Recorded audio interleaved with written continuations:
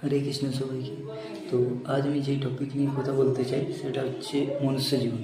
তো আমি রাস্তায় বেরোলেই কিছু কিছু মানুষ বা দাদা ভাই বা আত্মীয় স্বজন তারা আমাকে বলেন যে এই কম বয়সে আমি তুলসী গ্রন্থি ধারণ করে নিয়েছি, তো আমার পরবর্তীকালে অনেক বেশি প্রবলেম হবে বা পুরো জীবনটা এখন আছে, পুরো জীবনটা কাটানো খুবই কষ্টকর।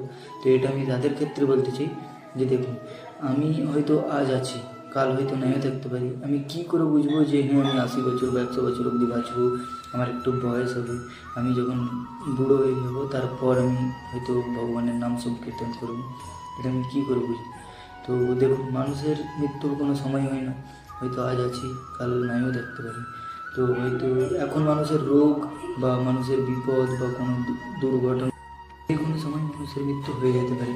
তো আমাদের এটা চিন্তা করা উচিত যে আজ আমরা আছি, কাল হয়তো আমরা নাও থাকতে পারি। তো বাকি রইল খাওয়া দাওয়া, ঘুমানো, এইগুলো কিন্তু একটা পশু পাখি জীব জন্তু সবাই করে। তো বাকি আমাদের মানুষের কাছেই এইটা আছে যে আমরা হরিনাম সংকীর্তন করা বা ভগবানকে ডাকা, এটা শুধুমাত্র আমরা মানুষই করতে পারি।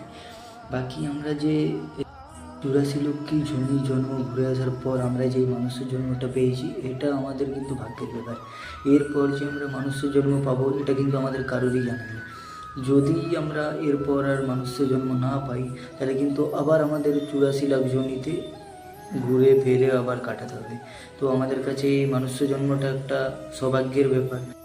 আপনাদের কাছে আমার একটাই অনুরোধ যে আপনারা যতটুকু পারেন একটু একটু হলেও ভগবানের কাছাকাছি যাওয়ার চেষ্টা করুন, ভগবানের সমক্ষে থাকার চেষ্টা করুন।